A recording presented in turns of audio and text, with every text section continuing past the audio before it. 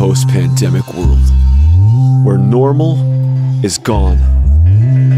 The earth is preparing. Can you feel it?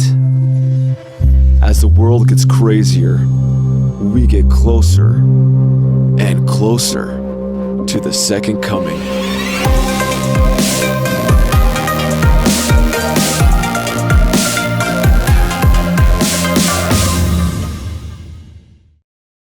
Well, it's a struggle, I think,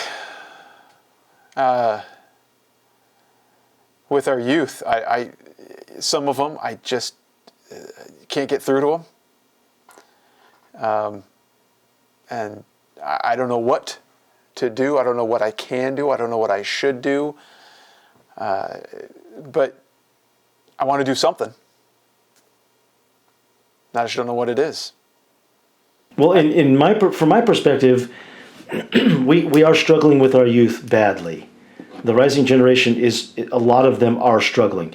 There's also a lot of good ones, but at the same time, there's youth that are struggling really badly, and from what I see with our job in the church is to support what's going on in the home, and when nothing's going on in the home, there's nothing to support. And a lot of these youth have nothing going on. The parents of this generation rely on the school system and the church to raise their children. And they don't do anything at home. And obviously I'm not talking about everybody, but I'm talking there's a lot. You know, I think along those lines, Jason, remember Moroni when Amalickiah came to wage war against the Nephites. Moroni had fortified the cities more than it had ever been done before. I mean, they made big mounds, which you can still find in Ohio. I'm just kidding. Made big mounds. You mean Guatemala? sorry. I forgot. When Moroni was in Guatemala. There's books, Blaine. There's lots of books. When he walked from Guatemala to New York. He made big mounds, and then they put big timbers and spikes on them, and they fortified it because the Lamanites were a bigger threat, right? And I think Moroni acted according to the threat. And I believe that many parents are not acting to the same level as according to the threat that is threatening their family. Satan is right. getting I don't know. He's getting more bold.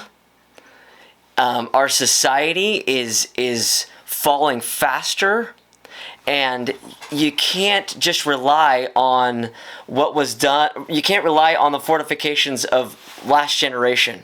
You have to be like Moroni and do more now, because Satan's doing more, society's doing more, and so you have to do more. And I feel like the parents, unfortunately, that don't agree with that, they just feel like, well, we'll just keep doing what we've been doing. Those are the ones that are like what the city of Melech, who was taken over. Those are the ones that are falling. Those are the ones that are struggling with their kids and are losing, and their families are falling apart.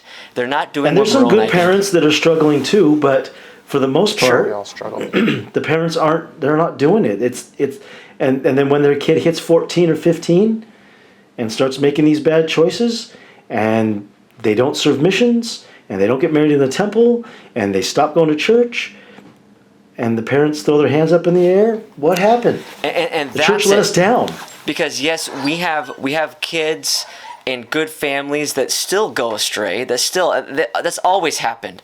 But what's happening these days is that when one kid goes astray, the whole family breaks apart. They all fall. Yeah. Whereas there are some families who stay together, even though one child or two children, may go off into the midst of darkness. The family unit stays together. Stay strong. Yeah, I've seen that too many times. And what I say unto you, I say unto all, watch.